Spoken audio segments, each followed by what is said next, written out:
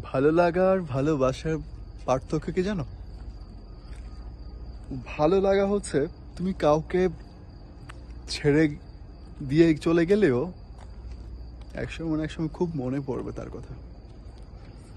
আর ভালোবাসা, তুমি ছাড়তে গিয়েও খুব কষ্ট হবে, সহজে তুমি ছাড়তে পারবে না যদি সত্যিকারের ভালোবেসে থাকো।